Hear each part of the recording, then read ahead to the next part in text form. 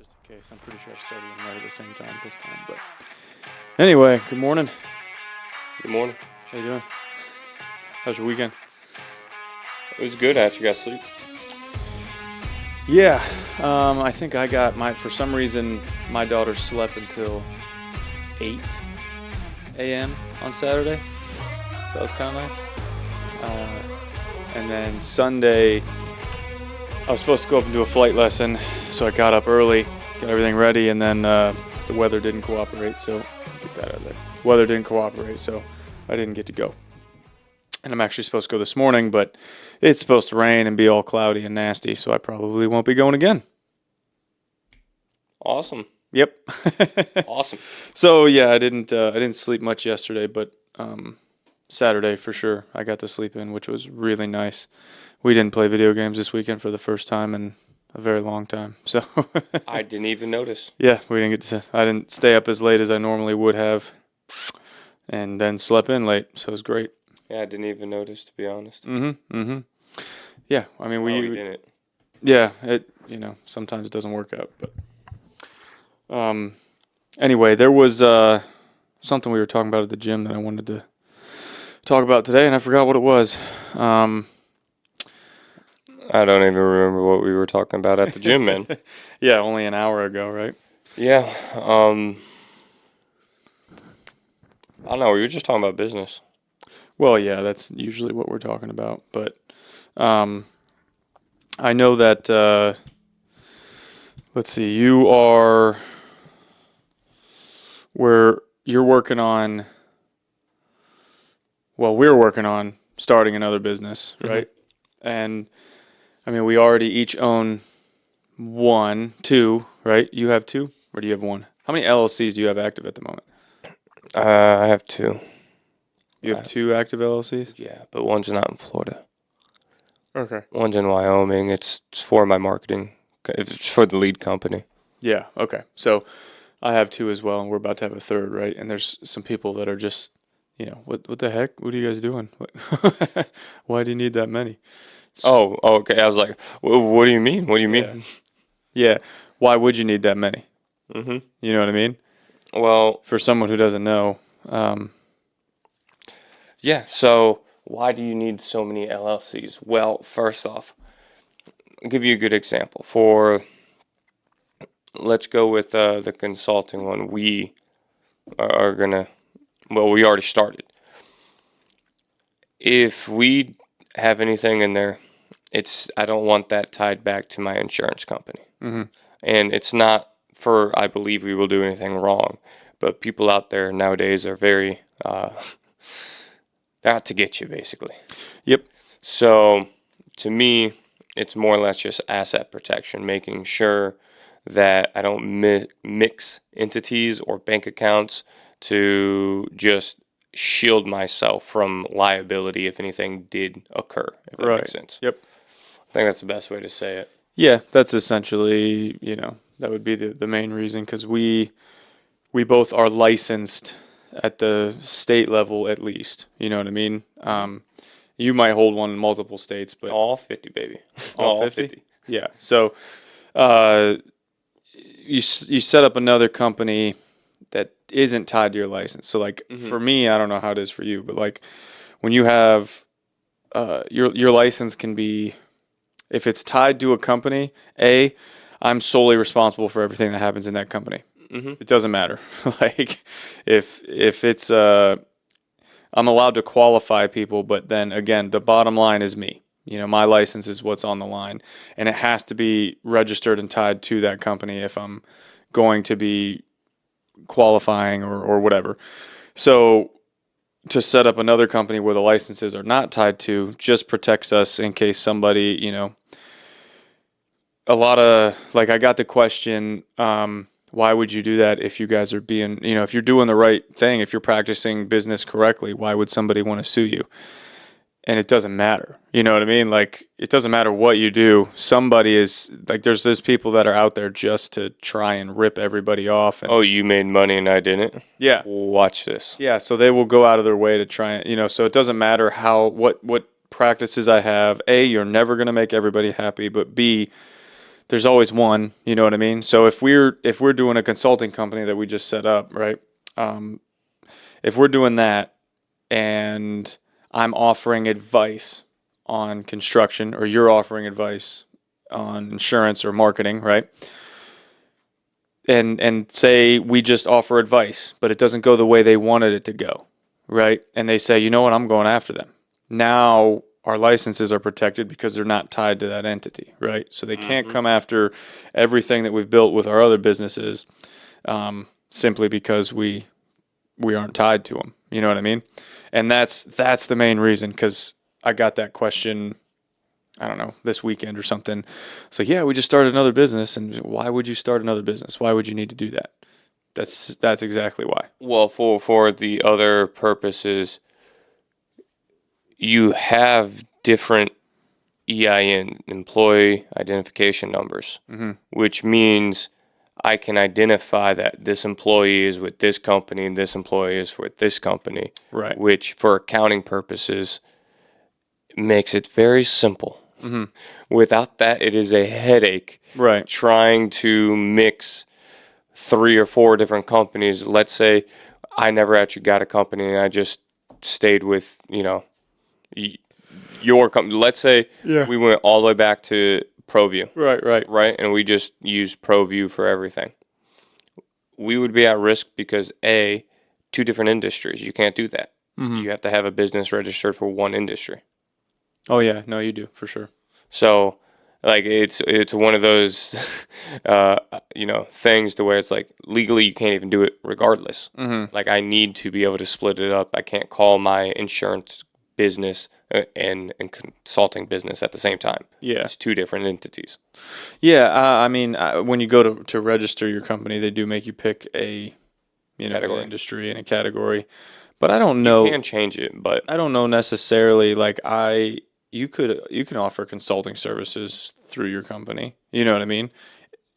I know I can. As a construction company with a license, I can offer consulting services outside of construction. I just don't want to. Well, the thing is, it's at that point you're getting away from what your so-called business license is for. If you need a business license, so let's say you're a restaurant, right? And you have liability insurance for owning a restaurant, and you go and consult, right? And you get sued. You don't have liability for that. That is true. That's what I'm going at. Okay. That's and to wrap it back around. Yes, you can own a bakery and sell bikes from your bakery. Right. But if you don't have the correct licenses and permitting stuff, it's not worth it. You're going to get destroyed. Right. Yeah. That's what I was going at. Legally, yes, you can sit there and sell whatever you want to from one store, but just wait. Yep. That's a good point. I didn't even think about, like, insurance wise. For those of you that don't know, when you set up a company, every single business, like construction, I'm required to have a bunch of stupid insurance, especially down here in Florida. But outside of construction, in a less dangerous or hazardous environment, you should at least have general liability insurance. And then that's going to be specific to whatever you're doing. And then, like he said, if you get caught or if you get sued outside of that scope of work, they're not going to cover you at all. So that's a very good point. I didn't even think about, the repercussions of doing that without. I'm sure you could just get a second set of insurance, but it doesn't matter. But no. Setting up another LLC is the right way to do it because you protect everything else. You want to split those 2. Absolutely. Obviously, if it's a small scale, I just want to make it very clear, if you having like a little candy bar sale to raise plaque money for people who are eventually going to leave the company. Yeah. Different. But if you're selling it at masses, come on now. Yeah. If we're doing lemonade on the roadside, probably don't need. Nah, I think you'll kid to be registered and insured. Otherwise, that 50-cent cup of lemonade is going to be $50 and, and nobody's going to stop. I'm sorry, got to have workman's comp. My dad's out here. Yeah, no, that's it. He's not part owner. I can't. It's too much liability. Yeah, out here by the side of the road, definitely. Absolutely. That's so funny. And then, so next, I think Wednesday, we've got our first guest coming on, right? Okay. And that'll be cool because you and I have never purchased a business before. He has purchased a business. So it'll be cool to be able to ask him a couple of questions and share with the listeners and the viewers what that looks like. Because Can I throw in the caveat of yet? what? Yeah, we haven't Bought a purchased a business business yet. yet. Absolutely. But like he's been through that process. He left his home state to move down here and buy a business. You know what I mean? Like that's something that most people don't do, nor would most people even consider doing. You know what I mean? He started a business there, got it to a certain point, and decided he wanted to sell and move here. I've never even sold a business. You know what I mean? My sole intent or main purpose behind any business that I start is that, I'm just going to run it and it's going to make me passive income. I don't think about selling it right off the get. You know what I mean? You get to a certain point and then you go, okay, now it makes sense that, selling it would be an option. But that's not why I start a business. I don't go, I'm going to build this up and sell it. I'm going to build this up to create passive income. And then while that's funding everything else, if it makes sense to sell it, it makes sense to sell it. You know what I mean? Yeah, I don't think I went into insurance thinking I was going to sell it. About a year deep, I was like, can't wait to sell this business. Yeah, absolutely. Can't wait. Yeah, and that's, yours is different where they start and they tell you, once you get to this point, we'll buy it. That doesn't happen in construction. Nobody wants to. There's like, some crappy big home builders. I won't say their names, but those guys will buy a business. But it's got to be not what I'm doing. They're not going to buy a custom home building business. They want something that they can just turn around and they want someone just doing model homes that they can just turn and burn. Garbage, that they can scale at mass across the United States, and which that's my next step is to create a couple of floor plans and models. Well, not next step. I'm already in the process of it. You know what I mean? But that would be the next phase that I will be implementing soon is having those so that I can scale. You know what I mean? Because that's a huge thing that I didn't think about at the beginning until I get to this point, right? Where I'm like, man, this is a lot of work. You know what I mean? To do a custom home, and it's totally, I can get it to the point where I don't have to work, but it's not something that I can turn around and say to, hire 10 project managers and just pump out 100 houses. No. It takes a very specific type of project manager, you know what I mean? And a lot of guidance and coaching from me. It's very detailed when you go custom versus you have all the plans already done in front of you. You're just, okay, I've done this 4 times. And I wonder if that was picked up or not. I don't know. If it wasn't, in case you guys are wondering, we just stopped because there's someone in the parking lot at 5 a.m. setting off their car alarm. So it's just odd. It's never happened here. So anyway. No, but. Yeah. So that's what it's much easier to, and that's, something that I've learned for any construction trade, most construction trades is you got to find something. I love doing the custom work. Don't get me wrong. But I'm not going to do it forever. I don't want to be in the field forever. You know what I mean? And I find that no matter what, I'm still making trips out there. And not even because I don't trust the people that are working for me, but because I want to make sure the job's right. You know what I mean? I want to make sure everything looks right. It's going. So when you get a couple of floor plans that are, you know exactly what the framing material is every time. You know what the electric is every time. And that's why these builders around here are able to do, 100 houses a year because they offer their 10 floor plans and you don't deviate. You don't make any changes. If you want to add a bedroom. 100 houses? Yeah. Jeez. Yeah. That's like the average for the builders around here. You do 90 to 100 houses. And then you get those big guys that are doing 1,000 houses in this county a year. Well, those are like the nationwide Yeah, that are, individuals who again, have bought they're absolutely garbage. thousands of acres. Right. So like, I do 4 or 5 homes a year, but they're custom. It takes a lot of time and planning go into them. And I want to get away from that so that there's part of the business that is potentially, looks like somebody might say, "Hey, this is pretty passive. I might buy this." You know what I mean? I don't think that I'll ever sell because I like the passive income and I know what the potential is if it's managed correctly.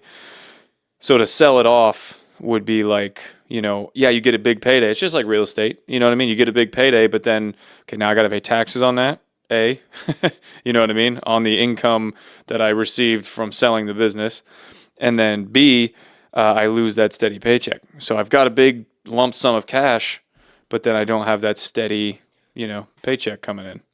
Yeah, but then that's when you go start another business. Right. All that knowledge. Yeah, no, absolutely. I just, if I get it to a certain point, which I will always do, I'm never going to not work, but if I want to take some time off, I don't want to, if I start a new business, I'm not able to take time off right away. You know what I mean? I got to wait till it gets to a certain point. Well, that's the difference is when you go to build your next business, like when you actually sell the construction company and you have a large sum from there, you can build the business in the sense of the top down instead of the bottom up like you had to.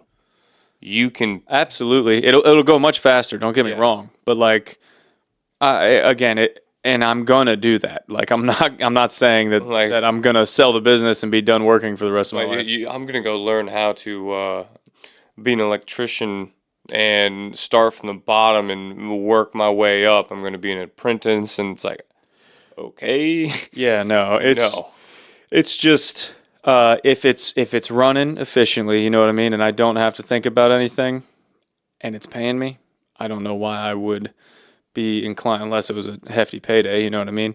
No, put managers in place and go find another struggling business at that point to take over. Yeah, so that's like what I'm working on. Like I said, is get these floor plans together so that I can scale this thing, and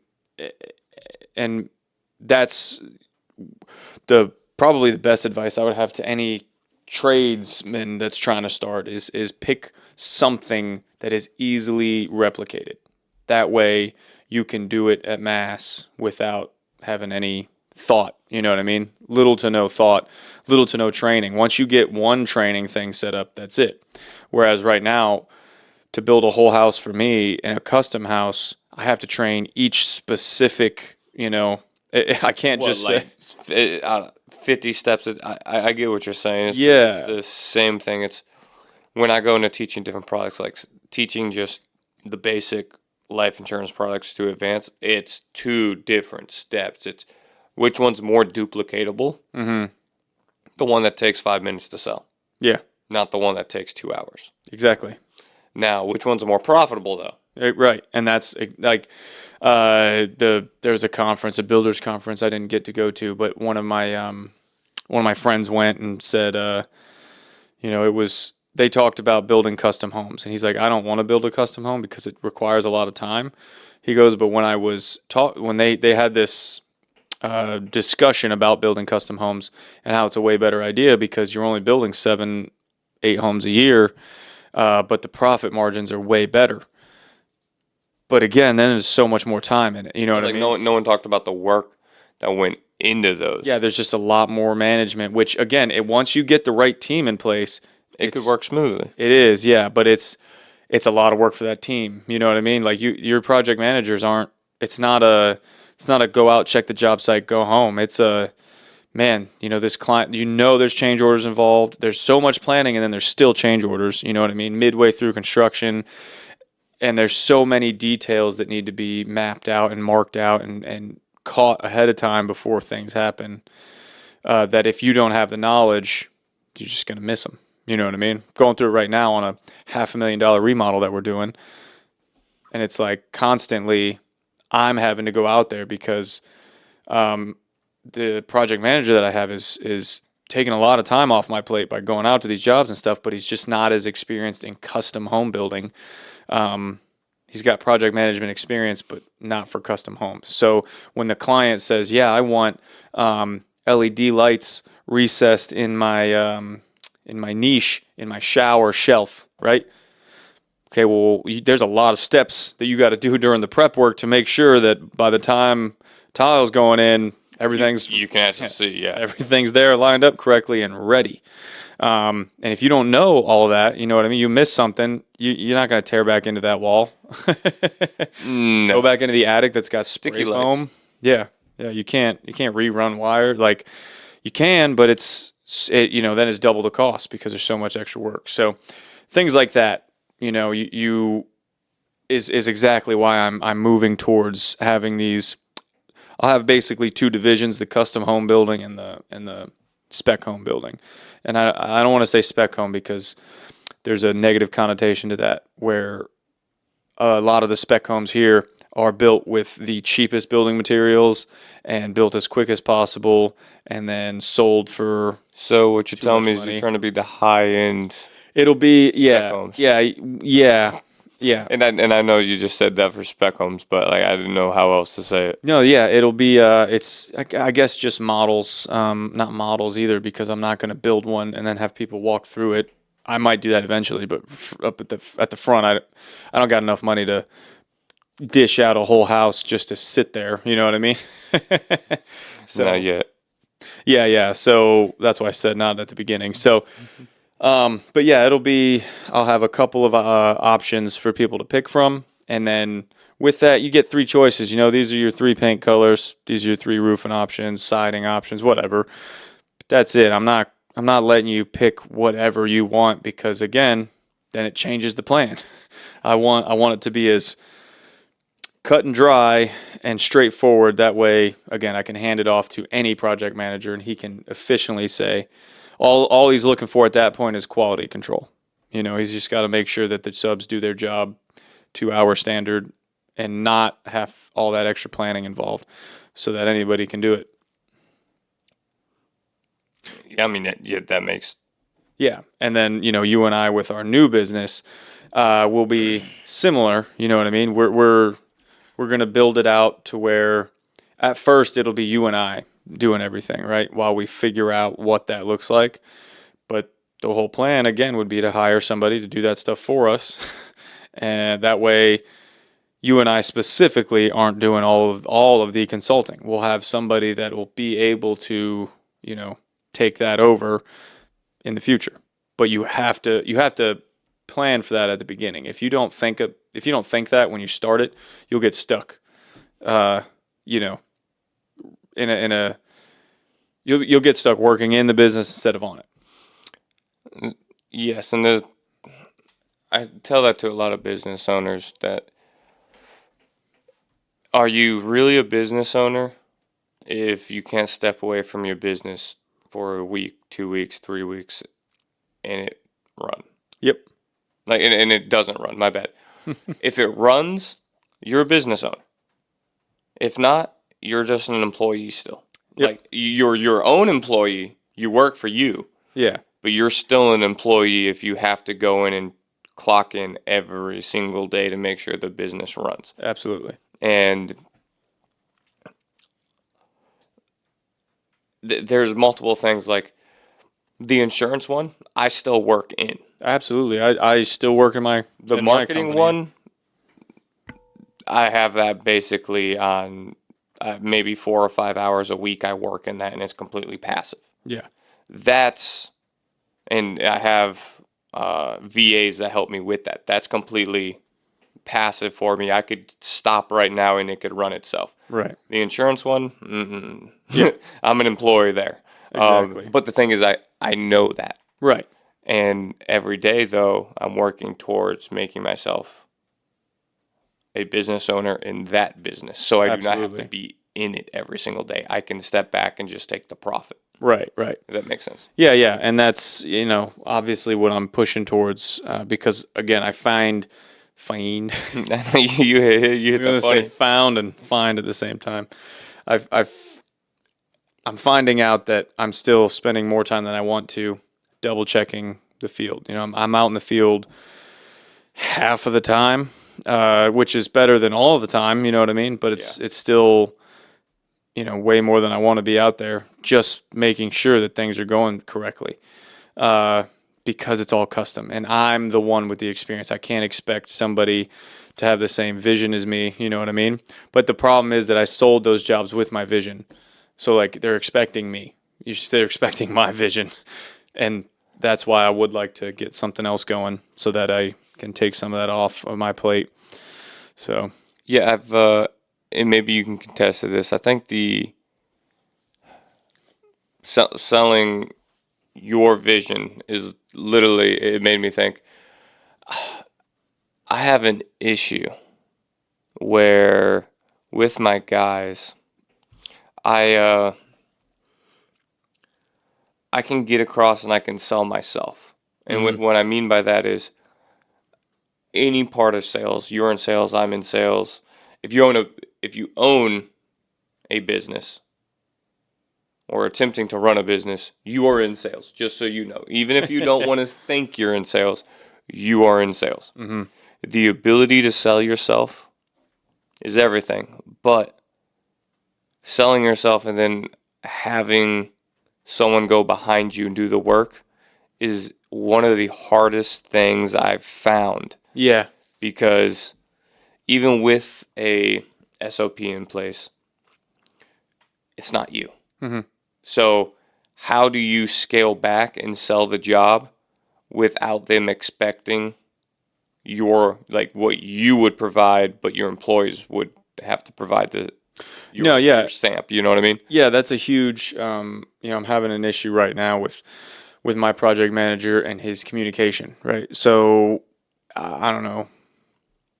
In the last 3 or 4 weeks, I'd say 80% of the clients have said, "Hey, I'm just not really feeling it with your project manager. I don't feel like he's representing the company the way that you would want him to, because we're constantly having to, there's miscommunication. We're constantly having to double check things. And even that, like, he's not somebody that's super fun to talk to. You know what I mean? Like, which he's a project manager. He's not supposed to be out there asking, being buddy with everyone, how their day was, but that's part of the job. You know what I mean? If the homeowner sits there and wants to tell you a story, you just listen to the story. It's part of, keeping up with the face of the company. You know what I mean?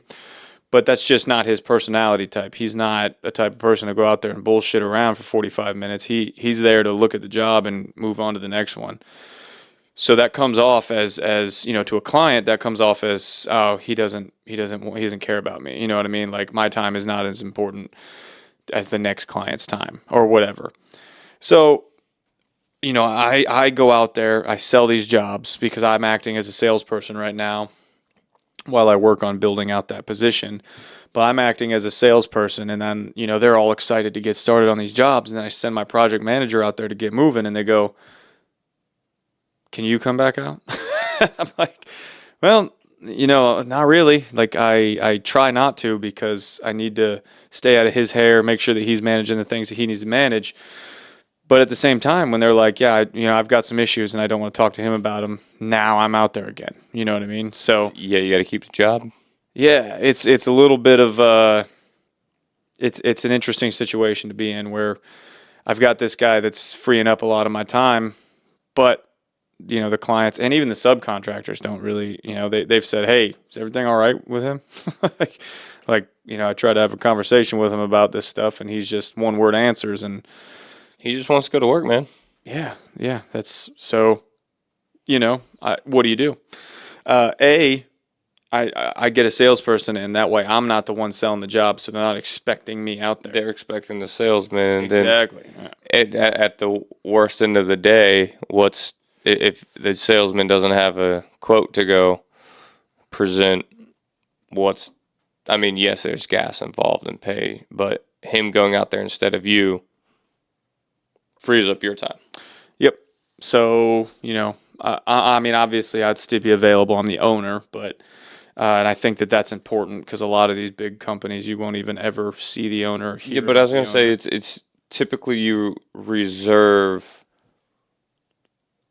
seeing the owner for like worst case messed up scenarios, or either, hey, at the beginning of the job, end of the job, hey, I just wanted to come out, double check this is, Yeah, I do a everything couple is of kosher. walkthroughs with them, make sure everything's good, make sure the quality is held up at our end like it's supposed to be, and that they're enjoying the experience. You go into 99% of businesses in America, you don't see the owner. Yeah, no. You, the customer, do not have. I wouldn't say 99%. I'd say it's the opposite because so many small businesses are run by the owners. You know what I mean? Well, okay. But I know what you mean. Like if you go into I would say a moderately large business, anything over 20 employees, you're not going to see the owner. You know what I mean? They're not there because and most of the time, I've seen it in construction companies, even in a 10-man crew. Yeah. You're not seeing the owner because the owner pays the people so he doesn't have to be seen. Right, yeah. And that's the whole thing. If the jobs are managed correctly, then realistically my phone shouldn't ring at all. You know what I mean? But again, I'm working on building out a sales crew. But part of that is having something for them to sell.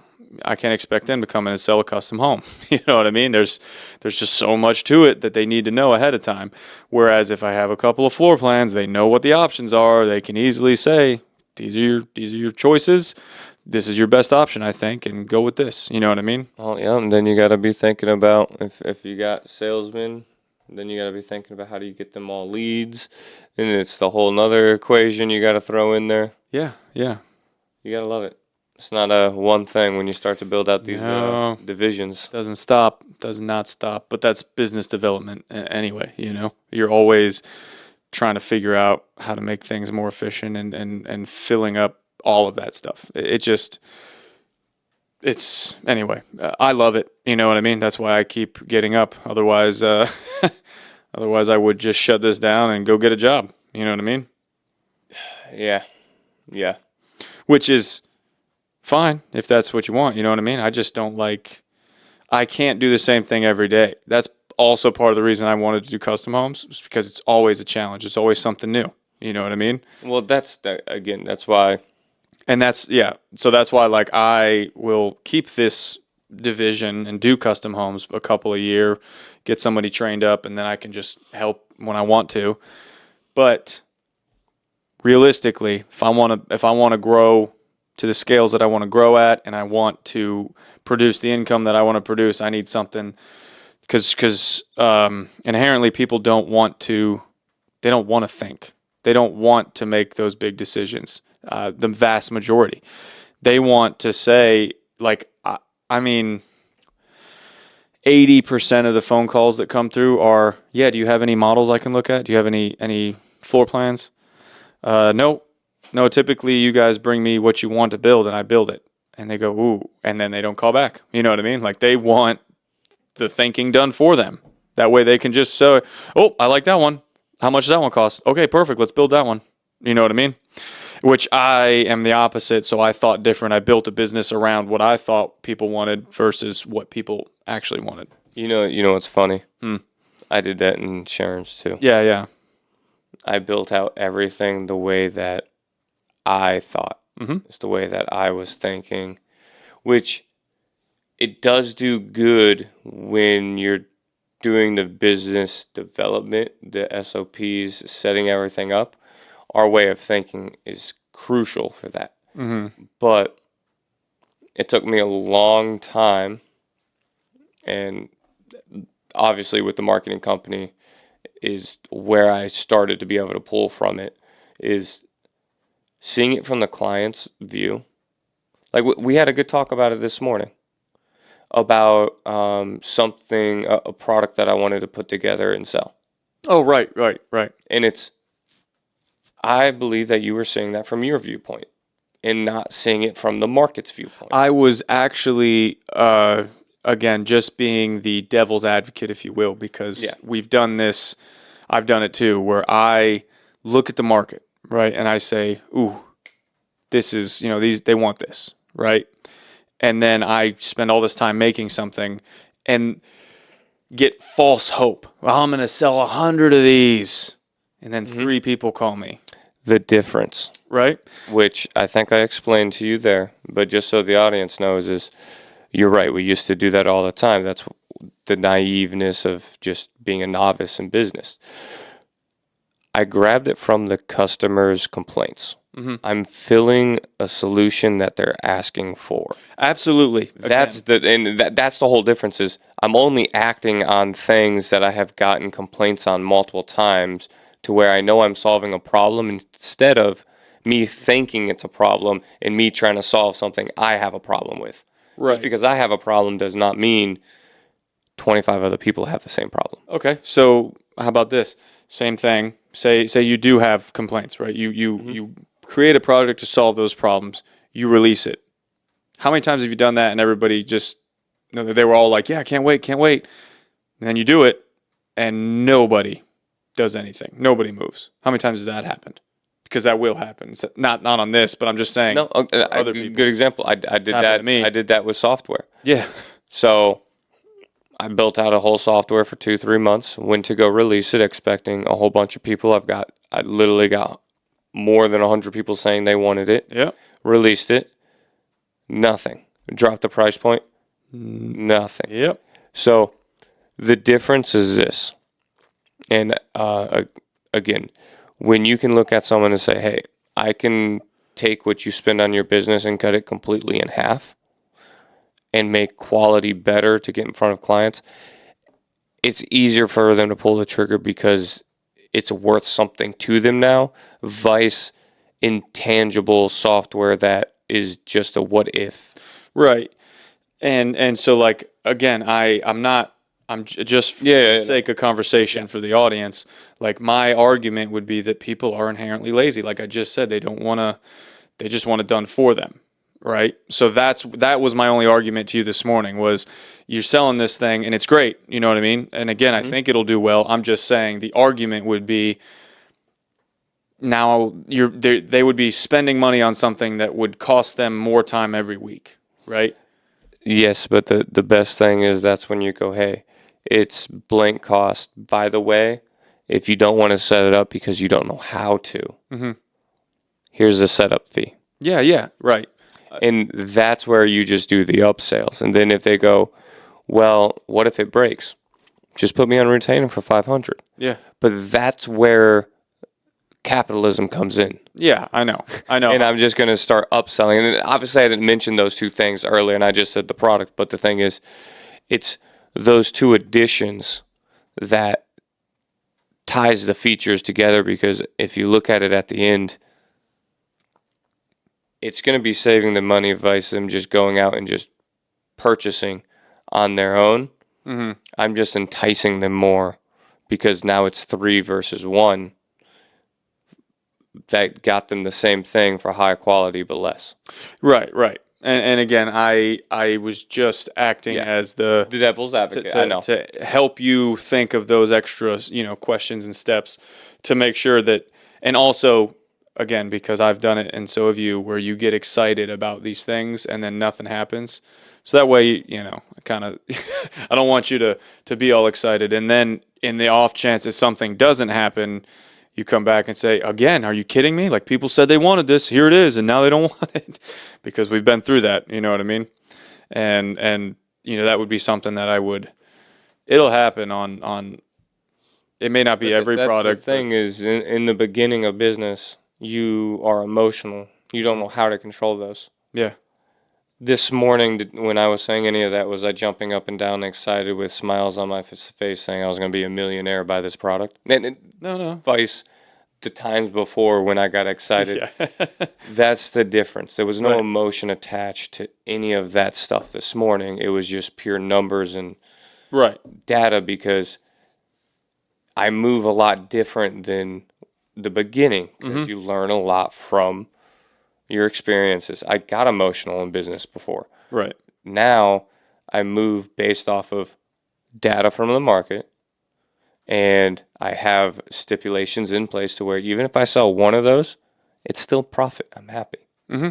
Anything's profit. It's a different mindset than before. It's, oh gosh, I need to make $1 million. Yeah. No, if I sell 3 of these products and then take the money I made from that, take half of it and dump it into another product, I'll eventually get to $1 million. Mm-hmm. But it's a different mindset on it. I don't think one product's going to get me to $1 million anymore. I think if I sell 50, 60, 70 different type of products, I'll eventually get to $1 million by association. Right. If that makes sense. Yeah. It's the whole just don't stop. You know what I mean? Just yeah, keep but going. it's the key portion there is taking the emotion out of it. Because if the emotion's there, you're going to then not be thinking about the data points. You're just going to be thinking about, well, hey, this is an amazing idea. I know this can make millions. I'm just going to go all in on it. A month, 2 later, it wasn't a good idea. It just seemed like a good idea to you at the moment. Yeah. Then once everything's clear, you're like, what did I really just do? And that's what derails a lot of people is they get so passionate about something and then, and it sucks because you see it. And You're totally right. It's huge letdown, huge. Yeah. You get all this done and then you turn around and not one person is, interested in anything that you just did. And you go, wow. But at least the way that I look at that, it is because it's happened to me. Mm-hmm. I have definitely done that multiple times, built out something. I'm like, okay, awesome, time to release this.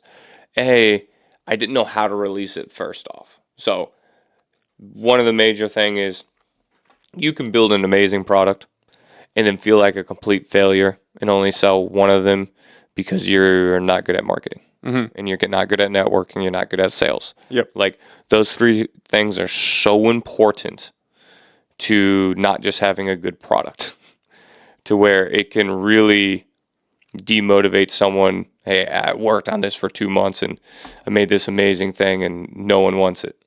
Well, and I always contest to this. Does no one want it, or did you not market it to the right people? Right. And that's the huge portion of how do you know how to market to the right person? Exactly. Typically, that's not something that's why I always say try to solve a problem inside of a niche that you're in first. And then once you have made money there, then you can expand out. Yep. But it's very hard to go, okay, so I see a problem in the nuclear field. I have no licenses. I know nothing about it. But I'm going to fix that issue and build a reactor. Yeah. I'm not going nowhere. Right. Like, that's going to be difficult. Yeah. And of course, Possible, but there are the people that do it, and some of you might do it.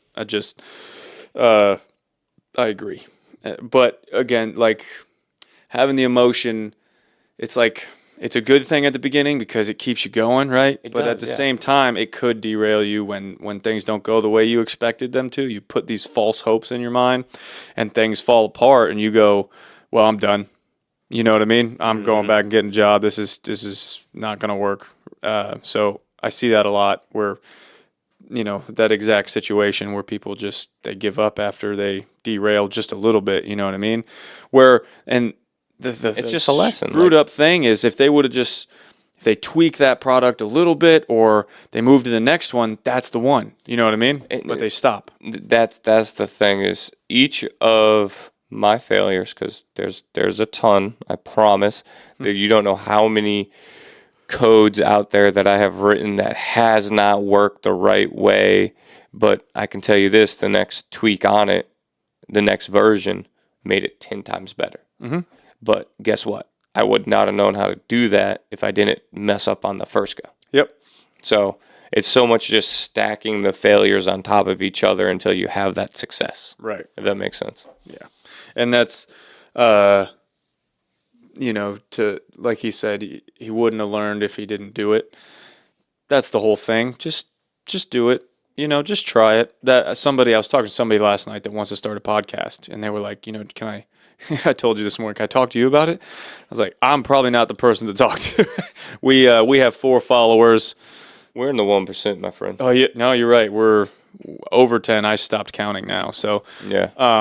But whenever we get to 20 or something, we might do something special. But anyway, yeah. So they were like, "Can I talk to you?" And I was like, I mean, I'm not a podcast professional. We sit down and talk about crap that nobody wants to listen to, and yet, but we talk. Yeah, that's it. We're just having fun, and that's what I said. Like, you can't tell yourself, "Oh, nobody wants to listen to this." Like I do. I clearly do, but I don't care. Right? Like, I'm having fun having conversations. We'll get you there to the I don't care factor. Like, I am just... Yeah, and it took me a while to get there, and that's what I was telling him. Like, it took me 3 years to finally release a podcast after filming multiple videos and all this stuff that I was just too nervous. Oh, I'm not going to be able to edit this correctly and blah, blah, blah. And so I said, what you need to do is just do it. And if you can make it past 10, if you can come up with ideas for 10 episodes... And then execute.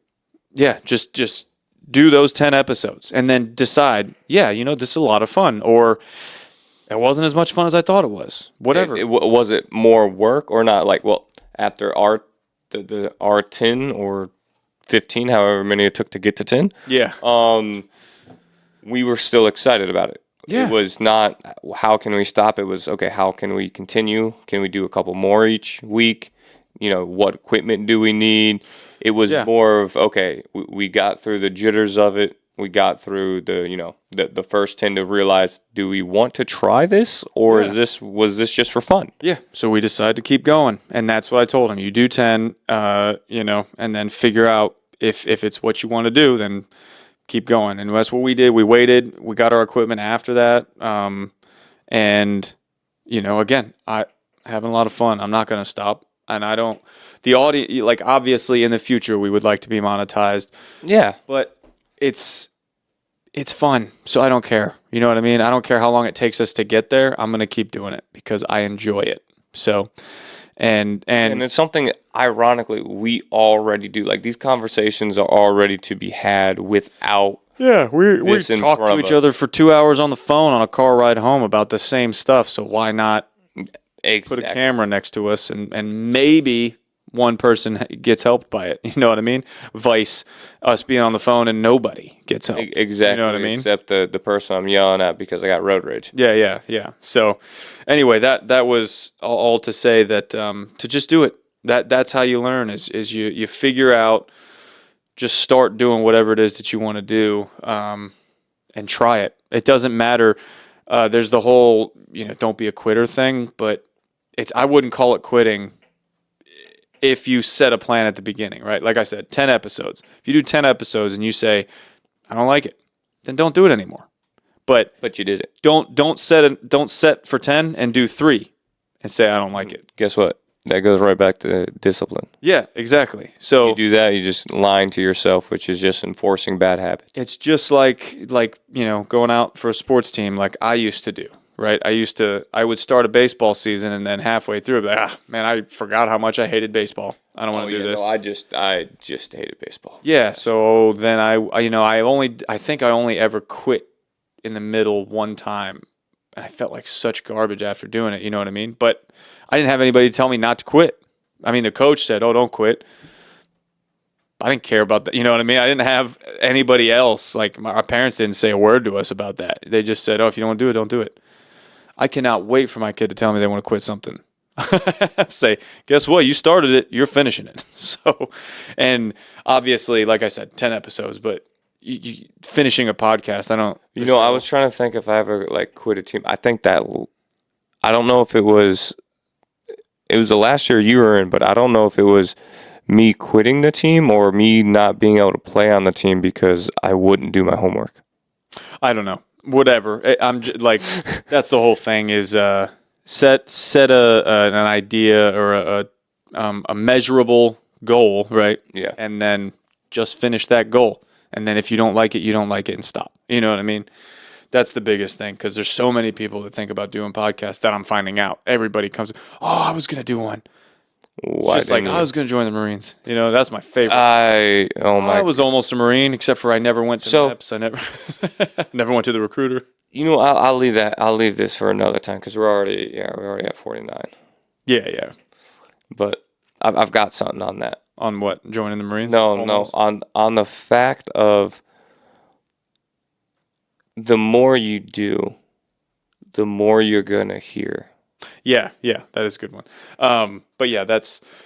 You know exactly where I'm going with. I used to be that person. Is the point that would say, "Oh, I want to do this, I want to do that," and then not do it. And I just got finally tired of it. You know what I mean? So I'm gonna How do. many times can you say I want to go do something? I'm gonna try everything that I want to do, and if I don't like them, I'll stop. But I'm gonna at least try all of it. You know what I mean? Just to see what it's like. So, anyway, anything else you want to add before we head out? I'm good. All right. Well, we'll see you guys on the next one. Thanks.